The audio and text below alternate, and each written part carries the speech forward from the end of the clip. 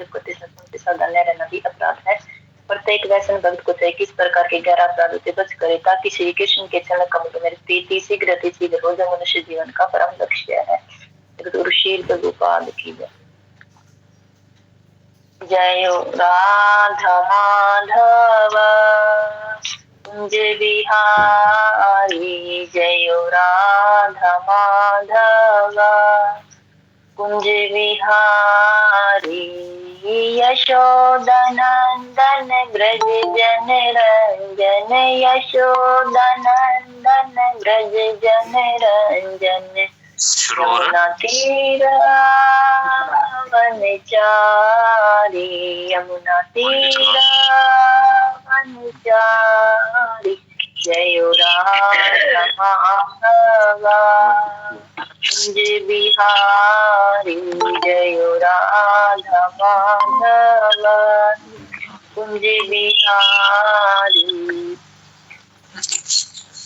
गोपी जन वल्लभ गिरिवरधार। मैं तो बोलनी पर बोली कुछ था और बुक लेकर बैठी नहीं थी। यही है क्या?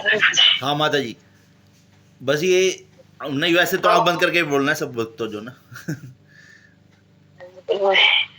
क्योंकि नहीं ये हम गाते नहीं है ना, मुझे याद भूल जाते हैं। गोपी जन वल्लभ गिरिवरधारी, जो राधा माधव कुंज बिहारी, जय राधा माधव कुंज बिहारी।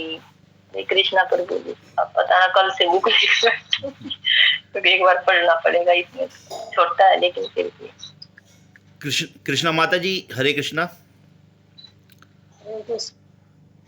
माता जी आप गौर आरती पढ़िए। गौर आरती? हाँ गौर आरती।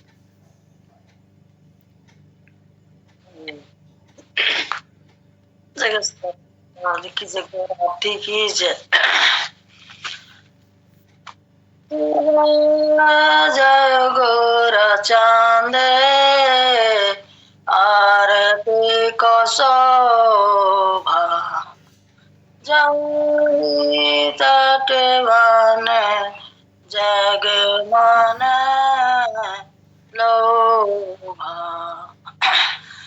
शिव जय देखनी निताई, चांद में गदाधर, देवत सिरे निवास सतर बसिया चे गोरा चांद रतन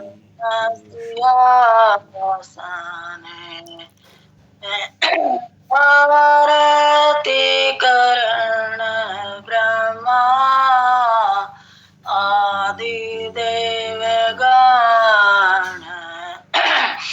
नर हरि करे चामडुलाए,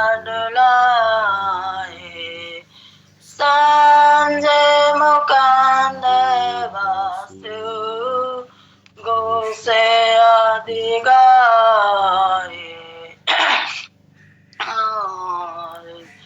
शंख बाजे घंटा बाजे बाजे करताल, मधुर मृदंगा बाजे परम रसाल, शंख बाजे घंटा बाजे मधुरम मधुरम मधुरम बाजे, निता गौर हरि बोल हरि बोल हरि बोल हरि बोल। बहु कोटि चांदर जिनी वदन उज्ज्वल, गल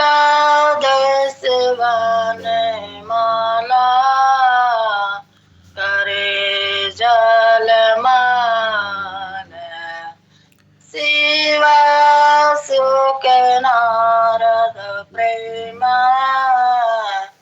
गाद गाद भगति विनोद देखे गौर संपद भगति विनोद देखे गौर संपद। हरे कृष्ण प्रभु। हरे कृष्ण हरकेश माता जी, आप ये 6 गोस्वामी जी के नाम जो है ना वो पढ़िए माता जी। हरे कृष्ण प्रभु जी, प्रणाम सभी भक्त चरणों में कोटि कोटि प्रणाम।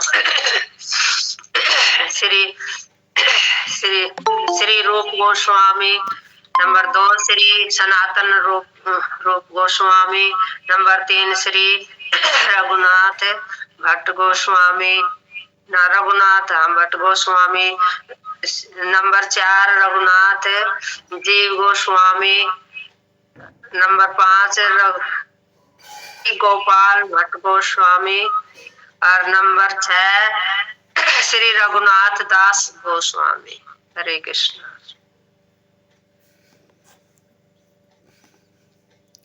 हरे कृष्णा।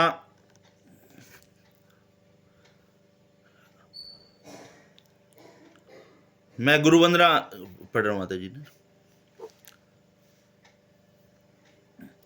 श्री गुरु चरण पद्म केवल भक्ति सद्म, बंदो मोई सावधान माते, यहाँ प्रसादे भाई ए भव तरियाई, कृष्ण प्राप्ति होए यहाँ है ते, गुरु मुख पद्म वाक्य चिते ते करिया ऐक्य, आर ना करी है मन आशा, श्री गुरु चरणे रति ऐसे उत्तम गति, ये प्रसाद पूरे सर्व आशा, चक्षुदान दिलो ये जन्मे जन्मे प्रभु से, चक्षुदान दिलो ये जन्मे जन्मे प्रभु से,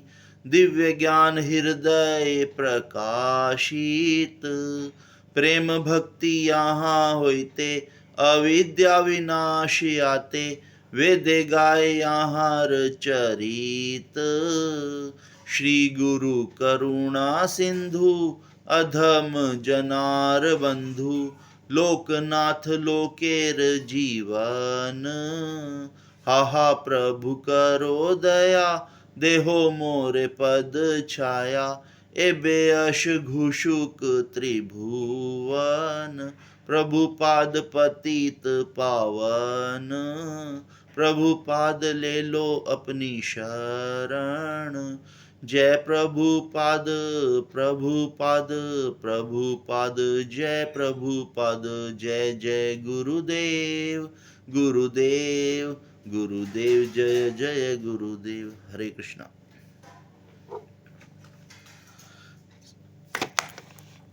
सीमा माता जी आप मंगलाचरण से शुरू कीजिए।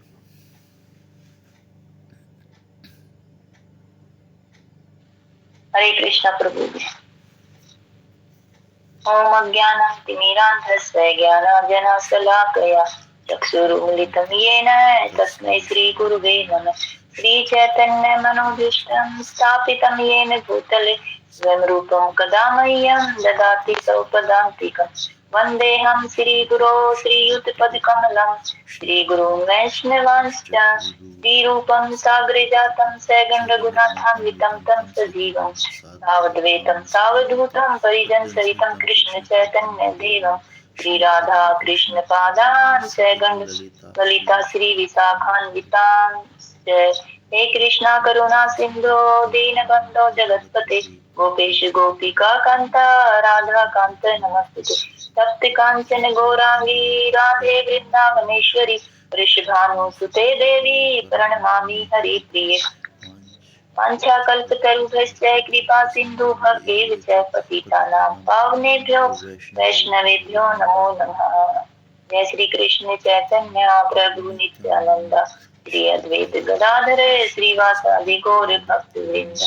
हरे कृष्णा कृष्णा कृष्णा हरे हरे, हरे राम राम राम नमो विष्णुपदाय कृष्णप्रेष्ठाय भूतले श्रीमते भक्ति वेदांत स्वामिन् इति नामिने। नमस्ते सरस्वते देवे गौरवाणी प्रचारिणे निर्विशेष शून्यवादी पाश्चात्य देशतारिणे।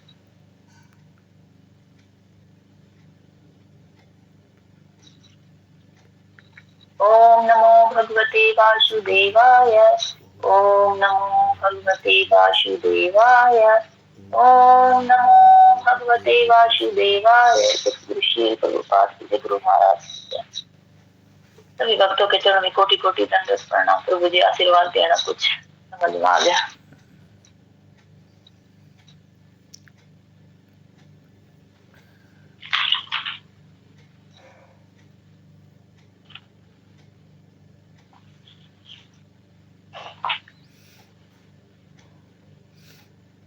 जन्म और मृत्यु से परे, अध्याय 1।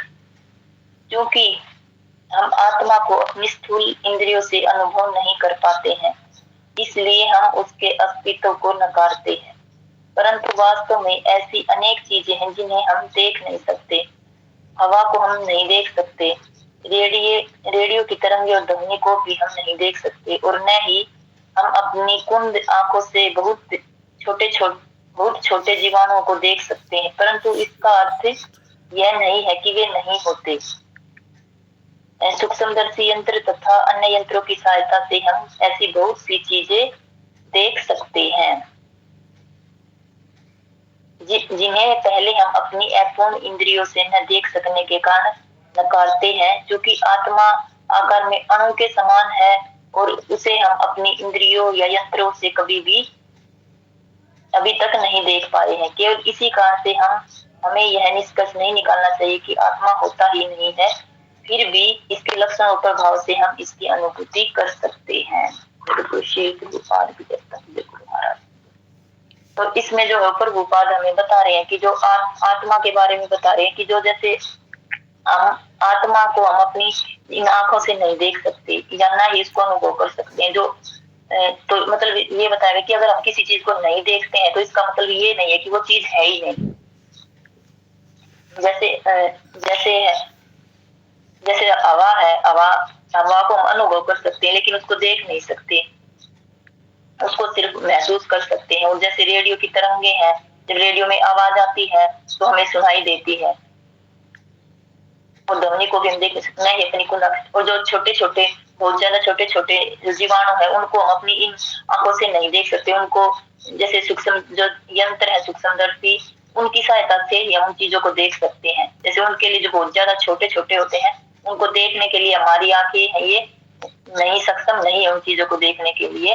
तो उसके लिए हमें कुछ और यंत्र चाहिए जिनसे हम उन्हें देख सकें, जैसे उनको छोटे से बड़ा करके वो दिख सकती हैं। तो इसलिए हमें आत्मा को देखने के लिए हम इन अपनी आंखों से नहीं देख सकते, आत्मा को सिर्फ महसूस करते। जैसे अब कोई जब मर जाता है तो हमें ये पता चलता है कि उसके शरीर से आत्मा निकल गई, नहीं तो हम शरीर को ही देखते हैं, उसके अंदर जो आत्मा है उसकी चेतना उसको नहीं देखते। लेकिन मरने के बाद पता चलता है कि इसका शरीर कुछ काम करने चली गई, तो क्या चली गई? वो आत्मा ही है, वो ही चली गई। क्योंकि आत्मा का आकार बहुत ज्यादा छोटा है, अणु के आत्मा का जो बाल है, बाल के 10,000वें जो अग्रभाग है उसके 10,000वें भाग के बराबर है, और इतना छोटा है कि उसे हम देख नहीं सकते। तो इसलिए लेकिन उसको जो आत्मा को हम देख नहीं सकते, लेकिन वो है, और उसका जो आत्मा का तभी पता चलता है जब हमारे शरीर से आत्मा चली जाती है। चली जाने के बाद ही पता चलता है कि इसके शरीर में आत्मा थी, और वैसे उसको कोई देख नहीं सकता। तो इसलिए इसका मतलब ये नहीं कि अब हम आत्मा है ही नहीं। लेकिन जब मरने के बाद फिर अब अगर आत्मा नहीं थी तो जैसे अब जो चला गया तो वो कौन गया? शरीर तो यहीं पड़ा, मरने के बाद यहीं पड़ा रहता है, लेकिन जो आत्मा है वो निकल जाती है। हरे कृष्णा प्रभु जी, कुछ और समझा दो। आप ठीक पढ़ रहे हैं माता जी। वैसे यही है कि हम देख नहीं पाते तो इसका मतलब ये नहीं है कि वो होती नहीं कोई चीज़, होती तो है, आत्मा होती है। जैसे कि हवा को नहीं देख पाते, रेडियो की तरंगों को हम सुन सकते हैं, देख नहीं सकते, ऐसे ही। लेकिन इसका अर्थ तो ये नहीं है कि होते ही नहीं, सूक्ष्मदर्शी यंत्र और अन्यों की सहायता से ही देख सकते हैं। इसी तरह आत्मा है, आत्मा होती है लेकिन हम उसको देख नहीं पाते। हम उसको यही देख पाते हैं कि यदि कोई जीव में से आत्मा निकल जाती है तो वो मृत कहलाता है, और वो केवल एक शरीर रह जाता है। हरकेश माता जी, आप कुछ बोलना चाह रही हैं? जी तालिम पाल कर कुछ बोल रहे हैं। हाँ जी प्रभु जी बोलिए। हरे कृष्णा प्रभु जी, दंडवत प्रणाम।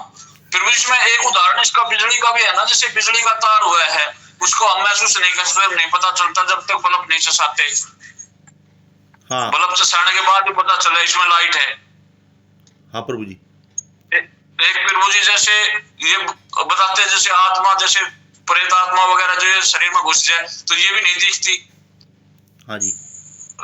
हाँ, इसको भी जैसे वो शरीर के अंदर बोलती है, बैठती है, जब पता चलता है बोला इसमें तो कोई प्रेत आत्मा या घुस रही है। हाँ जी। तो ये उदाहरण बताना चाहूँ था प्रभु जी। हाँ ये ठीक है। हरे कृष्ण प्रभु जी। हरे कृष्ण। जैसे कि हम एक बंद कमरे में हैं और हमें सूर्य की रोशनी दिखाई नहीं दे रही है, तो इसका मतलब ये नहीं है कि हमें सूर्य है ही नहीं। सूर्य अपने समय पे निकला हुआ है, लेकिन हम कमरे में हैं तो इसलिए हमें सूर्य दिखाई नहीं दे रहा है। तो इसका मतलब ये नहीं सूर्य नहीं निकला है, सूर्य निकल रहा है अपने समय पे और पूरा प्रकाश दे रहा है। हरे कृष्ण। तो ऐसे ही समझ सकते हैं, आत्मा भी जो शरीर में रहती है तो हमारा आत्मा निकलने के बाद हमारा शरीर कोई कार्य नहीं करता, ना हमारा हाथ पांव उठता है, ना आंखें देखती है, ना कुछ, ना मृत के समान हो जाते हैं। इसलिए कहते हैं कि ये मर गया, इसमें से आत्मा निकल गई है। हरे कृष्णा प्रभु। तारकेश्वर प्रभु जी, आप कुछ और बताना चाहें अच्छी तरह? नहीं प्रभु जी, आप लोगों ने बहुत ही अच्छा बताया, इसके अलावा लग नहीं रहा कुछ है इसमें। पढ़िए माता जी।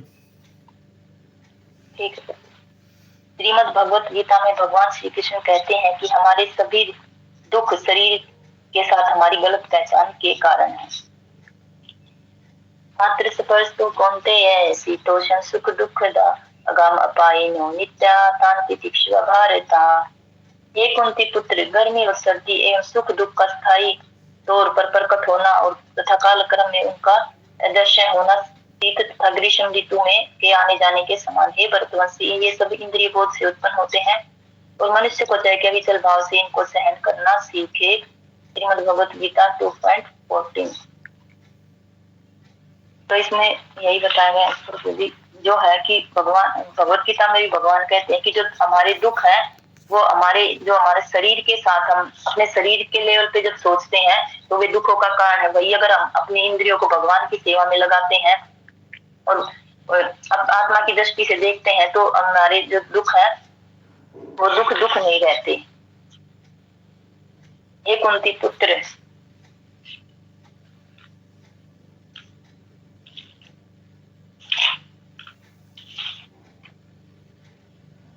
कुंती पुत्र, गर्मी सर्दी सुख दुख स्थायी तौर पर प्रकट होना। तो यही बताएंगे जो गर्मी और सर्दी से इसमें उदाहरण है कि जो जैसे गर्मी और सर्दी आती, गर्मी की ऋतु के बाद सर्दी आती है, और जो इसी प्रकार से जो हमारे सुख दुख है उनका कोई एक वो स्थायी तौर पर प्रकट होना। जैसे गर्मी सर्दी ऋतु आती जाती है, वैसे ही हमारे सुख और दुख वो आते और जाते रहते हैं। उनका शीत ग्रीष्म और उनका जो है गर्मी सर्दी ऋतु के आने जाने के समान ही है। ये सब इंद्रिय बोध से जो हमारी इंद्रिय है उनके इंद्रियों के उत्पन्न होते हैं मनुष्य को विचल भाव से।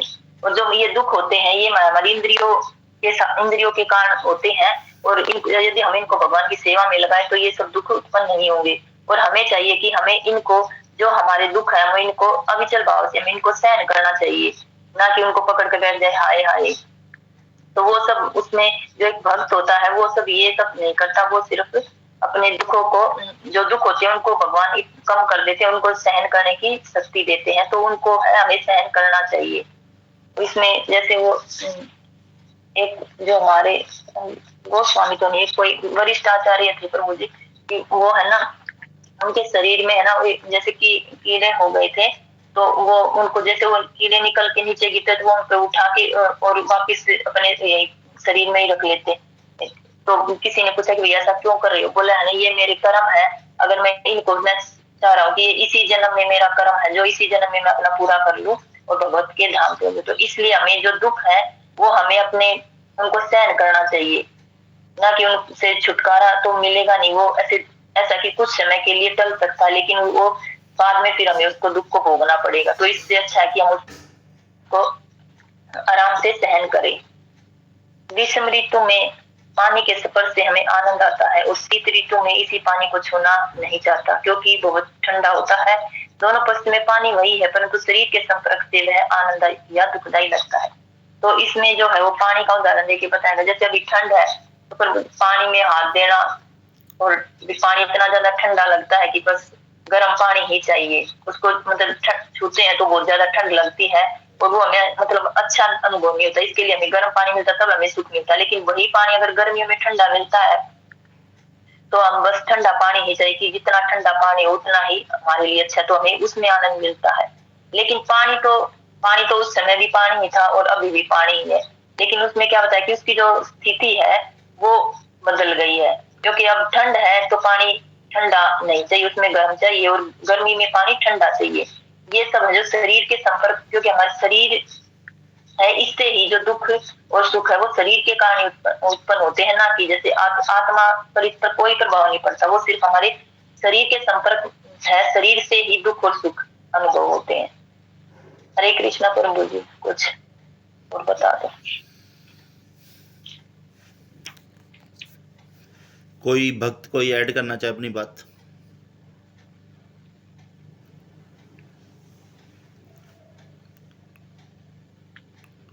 पढ़ी माता जी। तारकेश्वर प्रभु जी, आप कुछ बोलना चाह रहे थे? हरे कृष्णा प्रभु जी, धन्यवाद, प्रणाम प्रभु जी। दंडवत प्रणाम। प्रभु जी, जो श्लोक भगवान ने बोला है 2.14, इसमें बोल रहे हैं कि हे कुंती पुत्र, गर्मी और सर्दी एवं सुख तथा दुख का स्थायी तौर पर प्रकट होना। क्योंकि हम यहाँ जितने भी हैं सभी एक्सपीरियंस है, सभी को अनुभव है जीवन का, और उससे हम ये देख सकते हैं कि सुख और दुख कभी भी एक लंबे समय तक टिक नहीं सकते। हो सकता है दुख का लेवल बहुत पीड़ादायक भी रहा हो, लेकिन खुश का समय भी आया हो, हम खुश भी रहे हो, तो ये रेगुलर चक्कर चलता रहता है। तो भगवान इस चीज को बताते हैं कि शीत तथा गर्मी ग्रीष्म ऋतुओं के आने जाने के ही समान। तो वो बोल रहे हैं अर्जुन को कि वे इंद्रिय बोध से उत्पन्न होते हैं और मनुष्य को चाहिए कि वे अविचल भाव से उनको सहन करे। यानी कि दुख और सुख को भी अगर हम कृष्णा भावना भावित में स्थिर हो जाते हैं तो हम पर इतना प्रभाव नहीं डालेंगे। जैसे अभय चरण करके एक सीरीज है, प्रभुपाद जी के ऊपर बनाई गई है। तो उस सीरीज के अंदर प्रभुपाद जी एक शायद इलाहाबाद में गए थे कहीं पर, तो वहां पर उनका देखो रूटीन कैसा था। जैसे हम जैसे हैं, हम जैसे लोग कहीं जाते हैं तो ये सोचते हैं भैया अब हम कैसे मैनेज करेंगे। तो उनका नियम था कि वो सुबह जल्दी उठते थे और ठंडे पानी से ही नहाते थे, और वो एक ऐसे स्थान पर थे जहां सर्दी बहुत ज्यादा थी। तो उनके जो मैनेजर थे उन्होंने उनको ऑफर किया कि मैं आपके लिए गर्म पानी करवा देता हूँ, आप नहा लीजिए। तो उन्होंने मना कर दिया और वो ठंडे पानी से ही नहाए।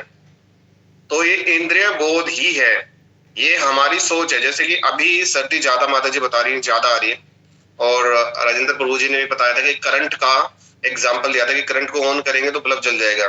तो आज की डेट में अगर हम सुबह ठंडे पानी में हाथ डालेंगे तो हम भी ऑन हो जाएंगे ना, करंट लगेगा और ठंडे पानी का। तो सिर्फ क्या, और आप सब ये जानते हैं कि इस समय ऐसी सर्दी, इससे भी -डिग्री टेम्परेचर में ऐसे बहुत से साधु संत हैं जो सर्दी में बैठ करके तपस्या भी कर रहे हैं। तो क्या है, उनका जो लेवल है ना इंद्रियों को कंट्रोल करने का, वो ऊपर उठ चुका है। हम अभी वहां तक नहीं गए हैं। तो सिर्फ जैसे ये बहुत अच्छे प्रभुपाद ने एग्जाम्पल बताया है, माता जी भी बोल रही थी कि पानी तो वही है, गर्मियों में तो वो बहुत अच्छा लगता है, लेकिन वही पानी सर्दियों में उल्टा असर डालता है। और रहा सा जो कसर, जो टीवी देखते हैं लोग बाग, न्यूज है, उसमें अब ये आ रहा होगा जरूर 100%, अरे बहुत सर्दी हो गई है, ये लोग बैठे आलन कर रहे हैं, ये हो रहा है। तो जिसको सर्दी नहीं भी लग रही होगी, अगर उसने वो न्यूज देख ली तो वो भी सोचने मजबूर हो जाएगा कि हाँ भाई सर्दी बहुत हो रही है, जरा लेके आओ कुछ और प्रबंध करो। तो ये है, तो भगवान बोल रहे हैं कि हमें है ना अपने दिमाग को और अपने को कृष्ण भावित रखना है, ताकि ये बाहरी एक्सटर्नल चीज से हमारी भक्ति में प्रभाव ना आ सके। बस प्रभु जी। माता जी कुछ बोल रही हैं। माता जी हरकेश माता बोलिए। हरकेश माता जी बोलिए। हरे कृष्ण प्रभु जी का नाम सभी को। प्रभु जी इसमें एक माता जी भी एक उदाहरण दे सकती है कि जैसे जून और मई में इतनी ज्यादा गर्मी होती है, अब फिर भी हम उसमें ये नहीं कहते कि आज इतनी गर्मी है हम खाना नहीं बनाएंगे, ये नहीं करेंगे। हम उसको सहन करते हुए भी खाना बनाते हैं ना। चाहे कितनी गर्मी हो, हम कभी ये नहीं कहेंगे कि आज खाना नहीं बनेगा, आज बहुत गर्मी हम नहीं खाएंगे, ये नहीं करेंगे। तो खाना तो रेगुलर पड़ता है ना दोनों वक्त। तो माता जी भी तो ये गर्मी सहन करती है ना, हम भी तो ये गर्मी सहन करके ही मतलब प्रसाद बनाते हैं, भोग बनाते हैं।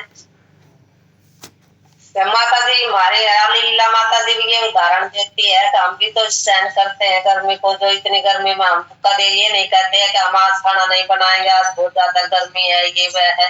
तो हम भी उस गर्मी को सहन करते हुए ही सब कार्य करते हैं। तो इसको सहन करना सीखे। जो ये प्रभु जी क्या करेंगे बताइए? माता जी ने तो बोल दिया हम भी तो बनाती है ना गर्मी में खाना, अब प्रभु जी क्या करेंगे बताइए? जी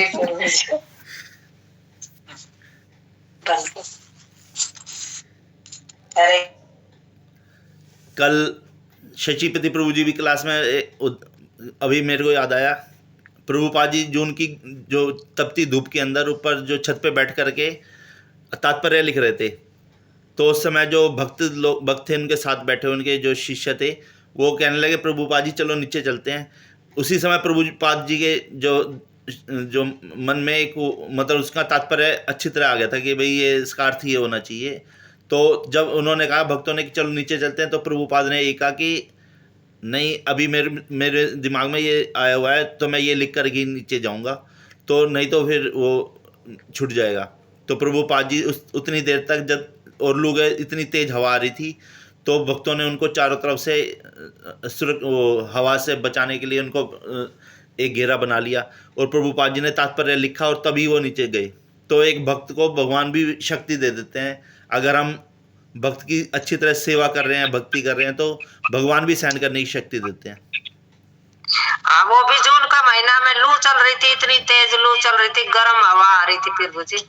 हाँ, तो इसमें भी प्रभुपाद ने सहन कराया ना, उसको सहन करते हुए लिखा सब कुछ। तो भक्त को तो वैसे भी सहन शक्ति प्रदान करते हैं भगवान। हरे कृष्ण।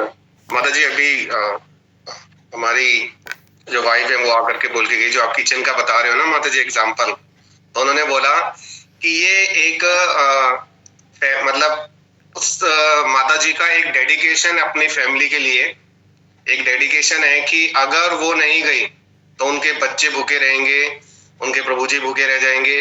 तो वो उसका जो ये डेडिकेशन है ना, इसलिए वो इस गर्मी के मैदान में तलवार लेकर के उतर जाती है और खाना बना के निकलती है।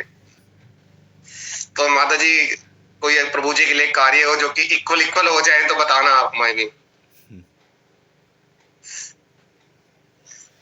नहीं प्रभु जी, जैसे भाई यही बताया गया कि जैसे भाई जो पुरुष है वो बाहर जाकर काम करते हैं और जो औरतें हैं वो भाई अपने घर में काम करती हैं। जैसे पहले के जो लिखा था, तो पहले के हिसाब से लिखा था, उस टाइम पे तो औरतें बाहर नहीं जाती थी ना प्रभु जी। आज का टाइम तो थोड़ा सा अलग है, औरतें भी बाहर जाती हैं। तो जिनके घर में जाती हैं तो प्रभु जी वो तो दोनों ही मिलके बनाते हैं, और खाना या कुछ भी काम में तो हेल्प तो करेंगे प्रभु जी। तो वो इसके हिसाब से तो ठीक है प्रभु जी। आगे करूं प्रभु जी? हरे कृष्णा प्रभु जी। कलयुग में जो है आजकल जो भी तो हो रहा है, बाजी माता जी तो कहते हैं कि आज नहीं, आज तो रेस्टोरेंट में खाएंगे, आज घर में कोई खाना नहीं बनेगा। हाँ जी प्रभु जी बिल्कुल। लेकिन ये वहां पर है जो भौतिकता में लिप्त है। वहां पे तो प्रभु जी पूरा दिन ऑफिस में काम करते हैं और जब वो निकलने वाले होते हैं तो फोन आ जाता है कि कृपया करके खाने का प्रबंध कर ले। या तो पैकेट करा के लिया हो, हम साथ चलेंगे। ऐसा बहुत मैंने देखा भौतिक उसमें, लेकिन जैसे ही हम लोग कृष्णा भावना भावित होने लगते हैं और हमें ये लगता है कि हमें भगवान को भोग लगाना है, जब हम भगवान को अपने घर के एक सदस्य में इंक्लूड कर लेते हैं और ड्यूटी नहीं समझते, तब बिल्कुल ही चेंज हो जाता है, तब एकदम अलग हो जाता है। और जैसे प्रभु जी बता रहे थे, कल मैं क्लास में तो आ नहीं पाया, लेट ही पहुंचा, तो जैसे उन्होंने बताया कि इतनी तपती गर्मी में भी प्रभुपाद ने तात्पर्य लिखा, क्योंकि उनका जो शरीर है ना, वो भौतिक शरीर से भी ऊपर उठ चुका। उनके लिए सर्दी, गर्मी, बरसात कोई मायने नहीं रखती। अभी जैसे हम आत्मा की बात कर रहे हैं, हम लोग सर्दी में कंबल में चले जाएंगे और गर्मी में एसी ऑन कर लेंगे, ठीक है, हम अपने शरीर को थोड़ा आनंद दे रहे हैं, और उस शरीर के आनंद से आत्मा को ये कन्विंस कर रहे हैं, आत्मा को ये समझा रहे हैं कि मजा आ रहा है भाई। लेकिन जैसे ही आत्मा निकलेगी और जब वो इस पृथ्वी पे वास्तविकता देखेगी, तब वो अपने सिर में जरूर हाथ मारेगी कि अरे इतने इजी काम नहीं कर पाई मैं, जो इतने मुश्किल लग रहे थे। सिर्फ ये एक सोच की बात है। हमारे पास अभी टाइम है, हम इस टाइम को यूटिलाइज कर सकते हैं, ताकि बाद में जब हम जाए धरा को छोड़ के, तो हमें भी अपने सिर पे हाथ ना मारना पड़े, अरे इतने इजी काम थे, हम इस जरा सी बात की वजह से रह गए। उस चीज पे हमें देखना होगा। हरे कृष्णा, मेरा एक सवाल है आप सभी से, मैं ज्यादा तो नहीं बोलता हूँ कहीं ना प्रभु जी, तो मुझे जब तक आप नहीं बोलते ना, तब तक है ना क्लास अधूरी सी लगती है, ये कुछ रह गया। भगवत गीता में भी तो अर्जुन से भगवान श्री कृष्ण कहते हैं ना, 3 गुणों से ऊपर उठो, तो ये आचार्य है बड़े बड़े, तो ये मतलब कि 3 गुणों से ऊपर उठ चुके होते हैं, जो इनके कपड़े भी नहीं शरीर में धारण करते हैं। ये हमने ऐसे देखे हैं, कभी उनको सर्दी भी नहीं लगती प्रभु जी, वे कभी 3 गुणों से ऊपर उठ चुके होते हैं वे आध्यात्मिक में। हरे कृष्ण। प्रभु जी जब आप बोलते हैं तो तभी हम सबको ज्ञान मिल पाता है और अच्छी तरह बातें एक्सप्लेन करके समझाते हैं आप। नहीं तो अब देखो, ये श्लोक से हम जल्दी आगे बढ़ जाते हैं, लेकिन एक्सप्लेन हो पाया ना, सब भक्तों ने अपने अपनी राय भी रखी। ये तो प्रभु जी सबका सहयोग है, सभी का अच्छी तरह एक्सप्लेन। आजकल मेरे को लग रहा है हमारी एक माता जी हैं, जिनका नाम कृष्णा माता जी है, वो बहुत शायद हम सबसे नाराज हैं, इसलिए कुछ बोलती नहीं है बीच में, किंतु मैं बोल लूं, मैं नहीं बोलूंगी। तो माता जी, अगर हमसे कोई गलती हुई हो तो आपके चरणों में दंडवत प्रणाम करते हैं, तो कृपया आप भी पार्टिसिपेट करें, ताकि सभी लोग का सहयोग मिल सके। हो सकता है आपका कुछ एक चीज किसी के हृदय में लग जाए, किसी के दिमाग में लग जाए, और वो चीज और एक्सप्लेन करने में सहायता मिले।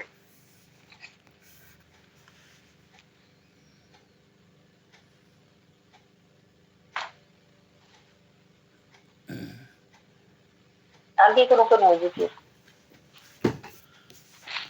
शुरू कीजिए माता जी। सुख और दुख के सारे अनुभव शरीर के कारण होते हैं। शरीर और मन इन्हीं विशेष परिस्थितियों में सुख और दुख का अनुभव करते हैं। वास्तव में हम सुख के लिए लालायित रहते हैं, क्योंकि सुख ही आत्मा का मूल स्वरूप है। आत्मा उन्हीं परमेश्वर का अभिन्न अंश है, जो कि चिदानंद विग्रह है, जो सनातन है, जिन्हें पूर्ण ज्ञान है, जो सदैव आनंदमय है। वास्तव में कृष्ण नाम, जो कि सांप्रदायिक नहीं है, उसका अर्थ है सबसे बड़ा आनंद। कृष्ण का अर्थ होता है सबसे बड़ा, और अनय का अर्थ होता है आनंद। भगवान श्री कृष्ण आनंद के सार हैं, और उनके अंश होने के कारण हम भी आनंद के लिए लालायित रहते हैं।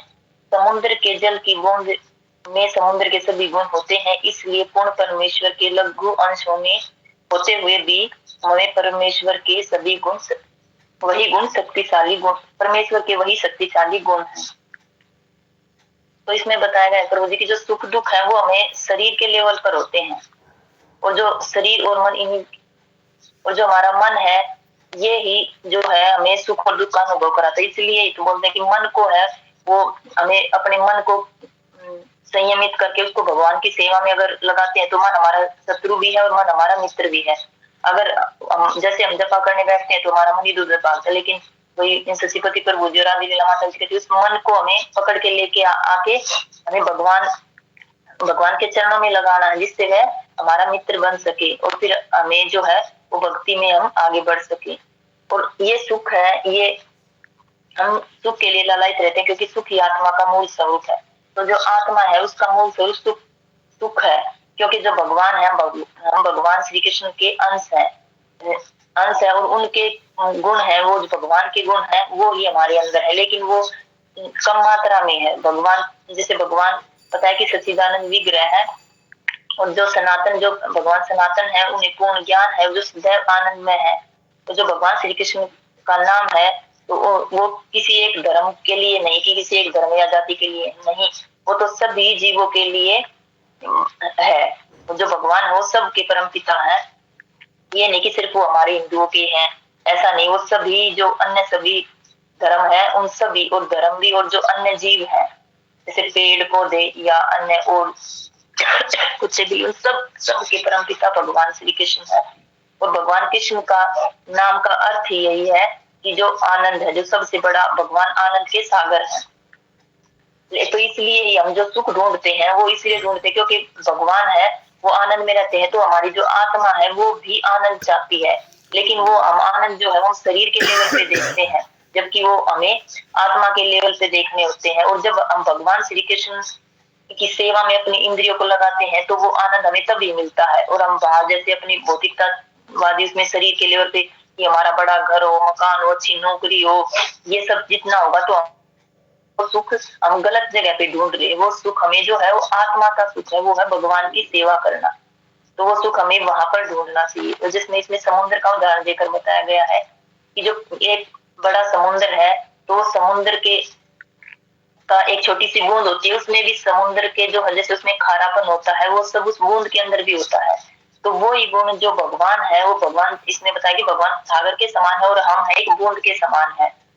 तो जैसे सागर के जो जैसे हम एक बूंद को चखेंगे वो भी नमकीन होती है और समुद्र तो है ही नमकीन। तो इसमें बताया कि जो भगवान है वो इतने आनंद के, इतने बड़े सागर के समान है और हम भी छोटे से एक बूंद के समान है। जो हम भगवान आनंद में रहते तो हमारी जो आत्मा है वो भी आनंद ही चाहती है, आनंद ही चाहती है। तो इसलिए हम आनंद की खोज, मतलब जो सुख है वो चाहते हैं, लेकिन वो सुख हम शरीर के लेवल पे चाहते हैं, जबकि हमें आत्मा के लेवल पे जब सुख मिलता है तब हम सुखी होते हैं। जैसे अब हम सुबह ये हमारे लिए बताया गया कि जो हम है हमें अपनी इंद्रियों को भगवान की सेवा में लगाते हैं तो हमें जो वो आनंद है वो मिलता है, तब आत्मा हमारी प्रसन्न होती है और हमें जैसे एक सुख का अनुभव होता है। जैसे हम कभी बाहर चले जाते हैं और कभी हमें गलती से कुछ खाना भी पड़ जाता है तो बस मन में यही रहता है, भोग नहीं लगा हुआ, घर में भगवान बैठे हैं, वो भूखे हैं, तो मतलब मन में वही चलता रहता है प्रभु जी।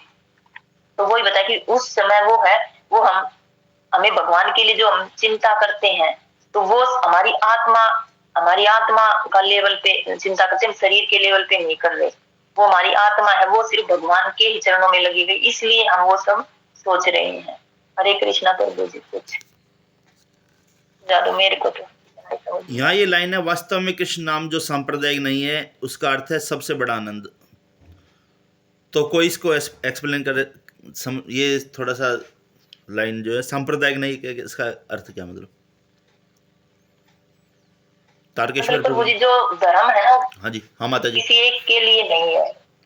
जैसे जो भगवान श्री कृष्ण का नाम है वो ये नहीं कि जैसे हमारे हिंदुओं के लिए नहीं है, वो सब भी जैसे भगवान तो सबके पिता है, अन्य धर्मों के भी और जो जीव जंतु उन सबके पिता, क्योंकि भगवान ही है हमारे परम पिता। तो ये इस लाइन का तो यही मतलब है प्रभु जी, जो सदैव आनंद में है। तो भगवान जो है कोई मतलब धर्म विशेष से कोई ना जुड़े तो कृष्ण। और प्रभु जी कुछ और अच्छे से एक्सप्लेन कर दो प्रभु जी। हरे कृष्ण माता जी, यही है इसका मतलब ना, वास्तव में कृष्ण नाम जो सांप्रदायिक नहीं है, जैसे कि दूसरे धर्मों में देखते हैं कि ये अल्लाह हमारे हैं, आप भी इसको वो करो, या जीसस हमारे हैं, आप भी करो, देखो कितना खुशी मिलेगी आपको। लेकिन एक्चुअली में भगवान सभी धर्मों से ऊपर है, ये सनातन है, सनातन कैटेगरीज में आते हैं। तो हमारा धर्म भी सनातन है, हम सनातनी हैं, हम लोग किसी धर्म से बिलोंग नहीं रखते, हम इन सबसे ऊपर है। तो इसी तरीके से भगवान भी सबसे ऊपर है, तो उनका कोई धर्म ये नहीं बोल सकता कि ये हमारे हैं या ऐसे। और इसीलिए हालांकि अभी तो हम ये भी देख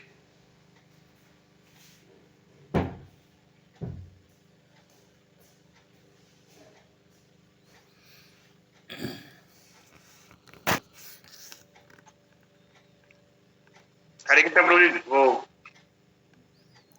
हरे कृष्ण प्रभु जी। नेटवर्क का इश्यू था क्या प्रभु जी? हाँ, कुछ आवाज आई नहीं जी, थी प्रभु थोड़ी जी। देर के लिए। तो बस यही रीजन है। ठीक है माता जी, शुरू कीजिए। ठीक, प्रभु जी। आत्मा अणु के समान छोटे शरीर को अनेक आश्चर्यजनक विधियों से कार्य करने के लिए चलायमान रखता है, और इस संसार में हम इतने शहर, सड़कें, पुल, इमारतें, स्मारक और इतनी महान वस्तुएं देखते हैं, किंतु उन्हें किसी ने बनाया है? ये सब वस्तुएं सूक्ष्म चिंगारी आत्मा ने बनाई है जो शरीर में रहता है। यदि ऐसी आश्चर्यजनक चीजें छोटी सी आध्यात्मिक चिंगारी से बन सकती हैं, तो हम कल्पना नहीं कर सकते कि सर्वोच्च पूर्ण आनंद अर्थात परमेश्वर क्या क्या बना सकते हैं। सूक्ष्म आत्मिक चिंगारी का स्वभाव लगाव उन्हीं गुणों से है जो पूर्ण परमेश्वर में है, ज्ञान, आनंद और शाश्वतता। परंतु भौतिक शरीर के कारण आत्मा की ये इच्छाएं पूरी नहीं होती और उसे निराशा प्राप्त होती है। आत्मा की इच्छा को पूरा करने की विधि के बारे में जानकारी श्रीमद् भगवत गीता में दी गई है। तो इसमें ये बताया गया प्रभु जी, जो आत्मा का आकार बहुत ज्यादा छोटा है, लेकिन वो इतना छोटे आकार में होने के कारण भी हमारे जो शरीर है उसको, वो सिर्फ हमारा शरीर जो है वो आत्मा के कारण ही चलता है, नहीं तो वो मृत है और उसका कोई अस्तित्व भी नहीं है। और जो हमारी आत्मा है, भी जो हमारी आत्मा के कारण ही जो हम ये देखते हैं कि ये जो है सड़क,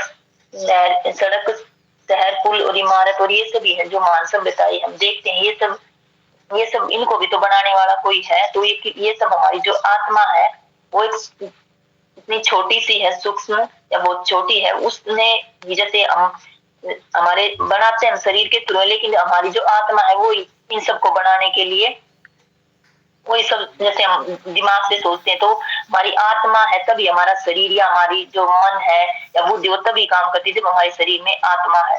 और आत्मा नहीं होगी तो ये शरीर या मन बुद्धि ये कुछ भी नहीं कर पाएगा। तो ये यही बताएगा कि जो हमारी बुद्धि है, हमारा मन है, वो सब हम हमारी आत्मा के कारण ये सब जो चीजें बनती हैं, हम जो बनाते हैं अपने लिए, शहर, सड़कें, मकान, जो भी कुछ बने हैं, ये सब हमारी आत्मा, हमारे शरीर में आत्मा है इसीलिए बनी है। और जबकि इतनी छोटी सी आत्मा है वो इतना कुछ बना देती है। तो जो हमारे भगवान है वो तो पूर्ण ज्ञान, पूर्ण आनंद है, तो वो तो सर्वोच्च है। जो भगवान है वो सर्वोच्च है, परिपूर्ण है।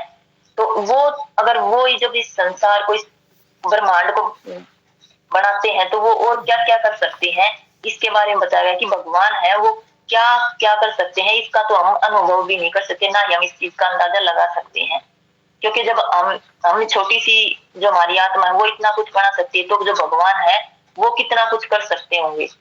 तो इसमें यही बताया जो हमारी आत्मा है, मतलब जो भगवान है, हमारे अंदर भी भगवान के गुण है। तो हम अपने से ये देख सकते हैं कि हम जब इतना कुछ कर सकते हैं तो भगवान है वो तो जो है वो सर्वोच्च है, वो पूर्ण आत्मा है, तो वो कितना कुछ बना सकते हैं। और क्या क्या भगवान, जैसे ये ब्रह्मांड है ये तो हम देख ही सकते हैं प्रभु जी, और तो पता नहीं, ये जैसे किसी भी चीज को देखते हैं, फूल कितने सुंदर होते हैं और नदियां, पहाड़, ये सब कितने सुंदर है और ये सब भगवान ने ही बनाए हैं।